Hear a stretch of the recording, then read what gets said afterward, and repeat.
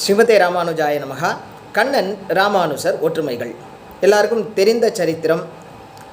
கோவர்தனகிரி, அந்த கோவர்தனகிரிக்கு கண்ணனம்பெருமான் பூஜை செய்ய சொன்னான். அவனே கோவர்தனமாக இருந்து அந்த ஆராதனங்களை ஏற்றுக்கொண்டான். இந்திரனுக்கு கோபம் வந்தது, மழை பிழிஞ்சான். 7 நாள் அந்த கோவர்தனத்தையே குடையாக பிடித்தான். தேவதாந்திரங்களை பூஜை செய்வதை தவிர்ப்பதை கண்ணனம்பெருமான் அங்கு காட்டினான். தானே பரம்பொருள், எனக்கு தான் பூஜை அப்படின்னா. பாஷ்யக்காரர் என்ன பண்ணார்? அவர் மறந்தும் பிறந்தொழா மாந்தரா இருந்தார். திருவில்லா தேவரை தேரேல்மின் தேவு அப்படியும் அதையும் வாழ்ந்து காட்டினார். எந்த ஆராதனம் செய்தாலும் அது ஆச்சாரியன் மூலமாகத்தான் பெருமாளுக்கு. அதே மாதிரி அவர் தீங்கிழைத்தவர்களுக்கு நன்மையே செய்தார்.